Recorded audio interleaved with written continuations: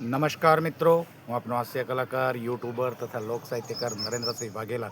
મારી YouTube channel લોક સાહિત્ય ગુજરાતમાં આપ સૌનું હાર્દિક હાર્દિક સ્વાગત કરું છું. મિત્રો આજે હાસ્યરસ તરફ જવું છે. ફક્ત ને ફક્ત જોક્સ જ લેવા છે.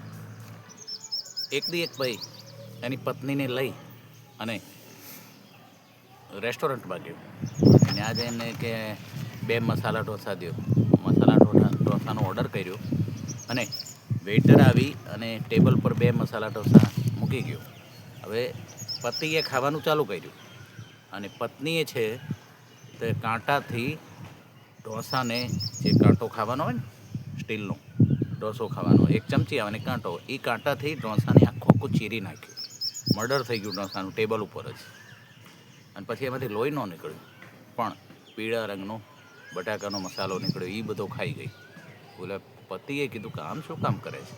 એની પત્ની એટલું બોલી કે તમે વચમાં મૂંગા રહ્યો, મને ડૉક્ટરે બહારનું ખાવાની ના પાડી. એટલે મૂળ એનું કહેવું એવું હતું કે બહારનું જે પડ છે એ ન ખવાય, અંદરનું શાક જ ખાઈ જવાય. બોલો, આ ગામની પત્ની આવી હતી. પણ પછી ઓલાએ કીધું ખાલે આઈસ્ક્રીમ ખાવી છે બહાર, તો એની ના તોડીને પડે. હાલો તો કે બોલ કઈ મંગાવું, કાજુ બદામ, કેસર ઇલાયચી કે કસાટા? તો કે ના હોય, એ કરાટા બરાટા આપણને ન ફાવે, એ કરાટા બરાટાનું આપણું કામ નહીં. અન્ય આદમીએ કીધું કે કરાટા નહીં, કસાટા બોલ, નોખું પાડ. અને પછી એની પત્નીએ એવું કીધું કે એ બધું રહેવા દો, મારે હવે ઘીરે જઈને ઘણું કામ છે, એટલે એક કામ કરો, 2 ચોકોબાર લઈ લો, એટલે આપણે હાલતા ખવાય. બોલે 2 ચોકોબાર લીધી અને પુરુષ છે એ ચોકોબાર ખાવાની શરૂ કરે છે, અને પત્ની છે એ ઉપરનું પડ તોડી રાખીને, તમારામાં તો કે બુદ્ધિ જેવું કાંઈ છે જ નહીં. ઉપરનું બ્રાઉન કલરનું, છીકણી કલરનું જે પડ આવે ને, એ પત્ની ફાડી તોડી નાખીને ફેંકી દીધું. અને કે તમારામાં બુદ્ધિ જેવું કાંઈ નથી, ઉપરનું ફોતરું, ઉપરનું કવર છે તો ઉખાડો. એટલે એ ઉખાડીને ફેંકી દેવાનું નહોતું, એ ખાવાનું જ હતું. કોણ સમજાવે? એક ભાઈ મોબાઈલમાં મેસેજ વાંચી અને બાજુમાં બેઠેલી પત્નીને કે જોઈ લે, बीवी को कंट्रोल करने का तरीका આમાં મોબાઈલમાં આવ્યું છે. हरी सब्जी खाओ, फल फ्रूट खाओ, योगा और एक्सरसाइज करो. અને પત્ની કે ચશ્મા ક્યાં છે તમારા? ચશ્મા પહેરો ને વ્યવસ્થિત વાંચો, એમાં એમ નથી લખ્યું કે બીવીને કંટ્રોલ કરવાનું, બીપી કંટ્રોલ કરવાનું લખ્યું છે, બીપી. ત્યાં ઓલે આંખ્યું તોડતો જ રહી ગયો. બોલો, એક જણો ડ્રિંક એન્ડ ડ્રાઈવ કેસમાં પકડાણો. ત્યાં કે કોર્ટમાં એને કેસની સુનાવણી થઈ, એટલે જજ સાહેબે કીધું કે તમે કબૂલ કરો છો કે તમે ડ્રિંક કરીને ડ્રાઈવ કરતા હતા? કે યસ મિલોટ. તો જજ સાહેબ કે 10,000 રૂપિયા દંડ ભરી દો. કે 10,000 રૂપિયા દંડ ભરી દો. એટલે જજ સાહેબે કીધું, અને ઓલ્યો કે સાહેબ મારી પાસે ફૂટી કોડીએ નથી, પણ હું તમને 2-4 સવાલ કરું? તો કે યસ ઓફકોર્સ. ન્યા ઓલે એટલું બોલ્યો કે સાહેબ દારૂ બનાવવાનું લાયસન્સ કોણ દે છે? તો કે સરકાર જ દે ને. અને સાહેબ આ દારૂ વેચવાનું લાયસન્સ કોણ દે છે? તો કે એ સરકાર. ગુનેગાર કે તો પછી દારૂ પીવાની પરમિટ ક્યાંથી લેવાની? તો કે એ સરકાર પાસેથી.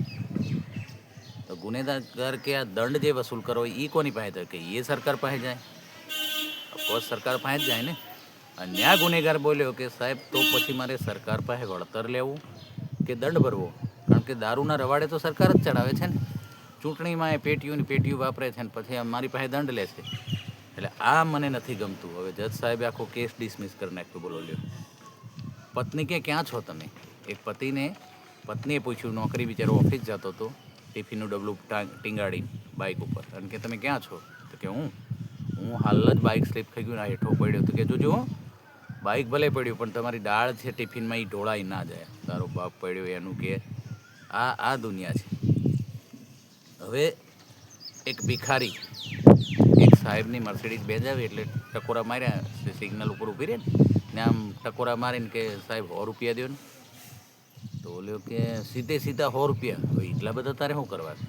કે સાહેબ મારી ગર્લફ્રેન્ડને લઈ અને મારે સિનેમામાં પિક્ચર સારું આવ્યું છે ને, સિનેમામાં સારું પિક્ચર ચાલે છે, જોવા જવું છે.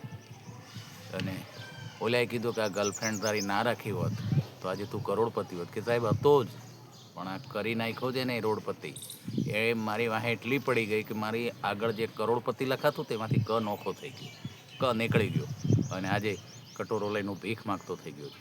પણ છતાં એના શોખ પૂરા કરવાનું મેં છોડ્યું નથી સાહેબ. જો એનો હાથ પકડ્યો છે તો નિભાવવાની મારી તૈયારી છે.